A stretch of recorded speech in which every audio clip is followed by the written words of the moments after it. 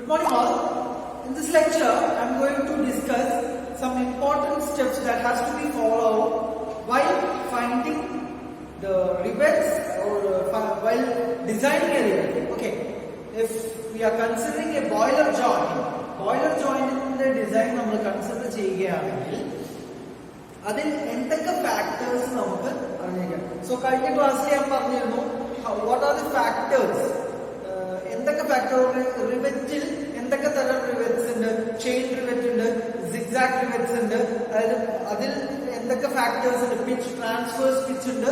So chain can be rivets can be of chain pattern അല്ലെ, 2 columns ആയിട്ട് വരാം, 3 columns ആവാം, പലതരം ഒരുപാട് കോളംസ് ആവാം, ബഡ് ജോയിന്റ്സ് ആവാം.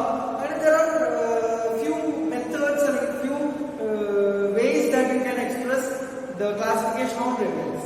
Okay, so ഇതിലെ design factors എന്ന് പറയുന്നത് എന്തൊക്കെയാണ് എന്നുള്ളതാണ് നോക്കണം. So when you approach a problem in design of machine elements, നിങ്ങൾ ആദ്യം ആ ഒരു പ്രോബ്ലത്തിന്റെ, ഇപ്പൊ റിവെറ്റ്സ് ആണെങ്കിൽ റിവെറ്റ്സിൽ എന്തൊക്കെയാണ് അതിന്റെ ഡിസൈൻ ഫാക്ടേഴ്സ് വരുന്നത്. ഇപ്പൊ വെൽഡിംഗ് ജോയിന്റ്സ് ആണെങ്കിൽ അതിലെന്തൊക്കെയാണ്, ഇപ്പൊ ലീവ് സ്പ്രിംഗ് എടുക്കുകയാണെങ്കിൽ അതിലെന്തൊക്കെ കാര്യങ്ങളാണ് നിങ്ങൾ കണ്ടുപിടിക്കേണ്ടത്. ബ്രെഡ്ത്ത്, തിക്നെസ്, ലെങ്ത്, ഡയമീറ്റർ, ഇങ്ങനെ 4 ഫാക്ടേഴ്സിലെ ലീവ് സ്പ്രിങ്സിന്റെ കേസിൽ കണ്ടുപിടിക്കുന്ന പോലെ ഓരോ മെറ്റീരിയലിനും, ഓരോ റിവെറ്റ്, വെൽഡഡ്, അങ്ങനത്തെ എല്ലാം ഓരോന്നിനും എന്താണ് ബേസിക് ആയിട്ടുള്ള കണ്ടുപിടിക്കാൻ പോകുന്ന ഫാക്ടേഴ്സ് എന്ന് നമ്മൾ കണ്ടുപിടിക്കും. ഓക്കെ, അല്ലെങ്കിൽ മനസ്സിലാവും. ഓക്കെ, ഇതിന്റെ എല്ലാ ഫാക്ടേഴ്സിന്റെ ഇക്വേഷൻസ്, ഓൾമോസ്റ്റ് എല്ലാത്തിന്റെ ഇക്വേഷൻ നിങ്ങളുടെ അതാത് ടോപ്പിക്കിൽ, ഇപ്പൊ വെൽഡഡ് ജോയിന്റ്സ് ആണെങ്കിൽ വെൽഡഡ് ജോയിന്റ്സ് എന്നുള്ള പേജ് ഡാറ്റ ബുക്കിൽ ഉണ്ടാവും, റിവെറ്റഡ് ജോയിന്റ്സ് ആണെങ്കിൽ അങ്ങനെ ഉണ്ടാവും, ലീവ് സ്പ്രിങ്സിന്റെ പാർട്ടിൽ ലീവ് സ്പ്രിംഗ് ഉണ്ടാവും. ഓക്കെ, അപ്പൊ ഏറ്റവും ഇമ്പോർട്ടന്റ് നമ്മൾ എന്താണ് ഡിസൈൻ ചെയ്യാൻ പോകുന്നത്, അത് ആണ് നമുക്ക് ബേസിക് ആയിട്ട് ആ ഒരു നോളജെങ്കിലും ഉണ്ടായാൽ സ്കോർ മാർക്സ്. ഓക്കെ, സോ ഇവിടെ അതേപോലെ നമ്മളൊരു ബോയിലർ ജോയിന്റ് അല്ലെങ്കിൽ റിവെറ്റഡ് ആയിട്ടുള്ള ബോയിലർ ജോയിന്റിന്റെ എന്തൊക്കെ ഫാക്ടേഴ്സ് ആണ് നമ്മൾ കണ്ടുപിടിക്കേണ്ടതെന്നാണ് നോക്കുന്നത്. So there are mainly 4 factors. ഒന്ന് thickness, ബോയിലർ ജോയിന്റിന്റെ thickness. Okay, then diameter of rivet. ഇപ്പൊ നമ്മൾ ഒരു ഒബ്ജക്റ്റിൽ റിവെറ്റ് ചെയ്ത് കയറ്റുകയാണെങ്കിൽ അതിന്റെ ഡയമീറ്റർ എത്രയായിരിക്കും, അതൊരു factor. then pitch of the rivet. pitch എന്ന് പറഞ്ഞാൽ രണ്ട് റിവെറ്റിന്റെയും സെൻട്രൽ പോയിന്റിൽ നിന്ന് ഇടയിലുള്ള ഡിസ്റ്റൻസ്. അതിൽ തന്നെ ട്രാൻസ്വേഴ്സ് പിച്ച് ഉണ്ട്. ട്രാൻസ്വേഴ്സ് പിച്ച് എന്ന് പറഞ്ഞാൽ if the rivets are placed in this fashion, okay, zigzag pattern ആണെങ്കിൽ ഇതിന്റെ ഇടയിലുള്ള ഈ ഡിസ്റ്റൻസ് PT. ഓക്കെ, ഇത് നേരെയാണെങ്കിലോ ഈ സെന്റർ മുതൽ ഈ സെന്റർ വരെയുള്ള distance P. Okay, so transverse pitch of pitch and finally you need to find out efficiency of joint. Okay, so അതിനെ യൂസ് ചെയ്യുന്ന ഇക്വേഷൻസ് എല്ലാം ഡാറ്റ ബുക്കിലുണ്ട്. അതിനെ ജസ്റ്റ് നിങ്ങൾക്ക് പിക്ക് ചെയ്ത് ഇന്നതാണ് നിങ്ങൾ യൂസ് ചെയ്യേണ്ടത് എന്ന് മാത്രം പറഞ്ഞുതരാം, അത്രേ ഉള്ളൂ. That's fine. Okay, so thickness എന്ന് പറയുന്നത് മോസ്റ്റ് പ്രോബബ്ലി ക്വസ്റ്റ്യൻ തിക്നെസ് തരും.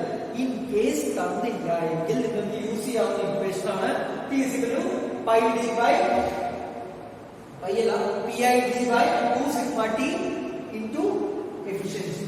Okay, so ഇതിൽ ഓരോ ഫാക്ടേഴ്സ് PI എന്ന് പറഞ്ഞാൽ പ്രഷർ ഇൻസൈഡ് ജോയിന്റ്. അപ്പൊ അവർ പ്രഷർ ആണ് ഡയറക്ട്ലി തരുന്നത് എങ്കിൽ you need to find out thickness. Okay, D എന്ന് പറഞ്ഞാൽ diameter of pressure vessel, മൊത്തം പ്രഷർ വെസലിനെയാണ്. sigma T എന്ന് പറഞ്ഞാൽ ടെൻസൈൽ സ്ട്രെസ്, ഇത് efficiency of joint. Okay, now അടുത്തത് diameter of rivet. ഓക്കെ, ഇനി ആ റിവെറ്റിന്റെ ഡയമീറ്റർ അത് സ്മോൾ d എന്നാണ് നമ്മൾ റെപ്രസെന്റ് ചെയ്യുന്നത്. Okay, this is small d. അത് എങ്ങനെ കണ്ടുപിടിക്കാം? സോ അതിന്റെ ഇനീഷ്യൽ ടേം എന്ന് പറയുന്നത് തിക്നെസ് എന്ന് പറയുന്നത് 8 mm കൂടുതലാണെങ്കിൽ d is equal to 6.07 root t. Okay, ഇത് പേജ് 81 5.11 d എന്നുള്ള ഇക്വേഷനിൽ. Okay, open your data book and listen to this lecture, then it will be easy. Okay, appo idu provided thickness തന്നിട്ടുള്ള thickness അല്ലെങ്കിൽ നമ്മൾ കണ്ടുപിടിച്ച thickness 8 mm നേക്കാൾ കൂടുതലാണെങ്കിൽ മാത്രമേ ഇത് യൂസ് ചെയ്യാൻ പാടുള്ളൂ. ഓക്കെ, മാക്സിമം അങ്ങനെ ആയിരിക്കും.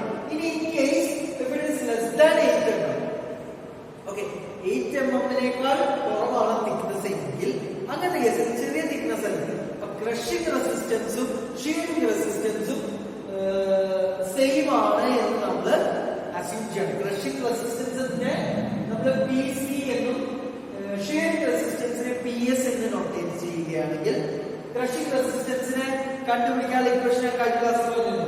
N into D into T into sigma. N എന്ന് പറഞ്ഞാൽ number of rivets, D is diameter of rivet, T is thickness, sigma C എന്ന് പറഞ്ഞാൽ crushing resistance. Okay, crushing stress. Okay, is equal to PS എന്ന് പറഞ്ഞാൽ ഇതിനെ രണ്ടിനെ നമ്മൾ ആദ്യം ഇക്വേറ്റ് ചെയ്തിട്ടാണ് കണ്ടുപിടിക്കുന്നത്. Okay, now pitch of rivet. Okay, ഇതില് PS ഒക്കെ എങ്ങനെ കണ്ടുപിടിക്കാനുള്ള ഞാൻ അവസാനം. Okay, അടുത്ത പാർട്ട് നമ്മൾ പിച്ച് കണ്ടുപിടിക്കുക. അപ്പൊ പറഞ്ഞു സാധാരണ പിച്ചുണ്ട്, ട്രാൻസ്വേഴ്സ് പിച്ച് ആണെങ്കിൽ അങ്ങനെയുണ്ട് അല്ലെ. So PT is equal to either you can do this. PT is equal to PS എന്ന് പറഞ്ഞ ഇക്വേഷനിൽ സബ്സ്റ്റിറ്റ്യൂട്ട് ചെയ്യാം. PT എന്ന് പറഞ്ഞാൽ എത്രയാണ്? P minus D into T into sigma T is equal to ഈ PT is equal to PS എന്നുള്ള N into pi by 4 D square root O എന്നുള്ള ഇക്വേഷൻ ആണ്. ഫോർ സിംഗിൾ ഷിയർ ആണെങ്കിൽ ഒറ്റ ഷിയർ അല്ലെങ്കിൽ മൾട്ടിപ്പിൾ ഷിയർ ഉണ്ടെങ്കിൽ ഈ equation use ചെയ്യാം. ഓക്കെ, അപ്പൊ PT equal to PS എന്ന് പറഞ്ഞിട്ട് അതിൽ നിന്ന് നിങ്ങൾക്ക് പിച്ചിന്റെ ഒരു വാല്യൂ കിട്ടും. ഓക്കെ, നൗ അല്ലെങ്കിൽ P is equal to K1T plus 41 എന്ന് പറഞ്ഞിട്ടുള്ള ഈ ഇക്വേഷൻ ആണ് നമ്മൾ യൂസ് ചെയ്യുക. P is equal to K1T plus 41 എന്ന് പറഞ്ഞു കഴിഞ്ഞാൽ ഇതിന്റെ K1 എന്ന് പറഞ്ഞ കോൺസ്റ്റന്റ് വാല്യൂ ആണ്. അത് 5.12B പേജ് 81. അതിന് അതിന്റെ datas single strap, double strap എന്ന് പറഞ്ഞിട്ട് അതിന്റെ ഏതാണ് നമ്മൾ ഗിവൺ ക്വസ്റ്റ്യനിൽ എന്താണ് തന്നിട്ടുള്ളത് അത് വെച്ച് നമുക്ക് ചെയ്യാവുന്നതാണ്. ഓക്കെ, സോ ഇതിലെ ഏതാണോ ചെറിയ വാല്യൂ അത് സെലക്ട് ചെയ്യാം. Okay, this is also important. ഇനി ട്രാൻസ്വേഴ്സ് പേജ് സിഗ്സാഗ് ആയിട്ടുള്ള സാധനം കണ്ടുപിടിക്കണമെങ്കിൽ ചെയിൻ റിവെറ്റിംഗ് ആണെങ്കിൽ PT is equal to 2D. ഇത് 5.14A എന്നുള്ള പേജ് 82 ഉണ്ട്. ഇനി സിഗ്സാഗ് ആണെങ്കിൽ PT is equal to 0.33P plus 0.67D. Okay, and one more term is margin is equal to 1.5D. So ഇത്രയും factors ആണ് ഇനീഷ്യൽ ആയിട്ടുള്ള design process. ഇനി ഇതിനെ ഏറ്റവും ഇമ്പോർട്ടന്റ് ആയിട്ടുള്ളത് എഫിഷ്യൻസി ആണ്.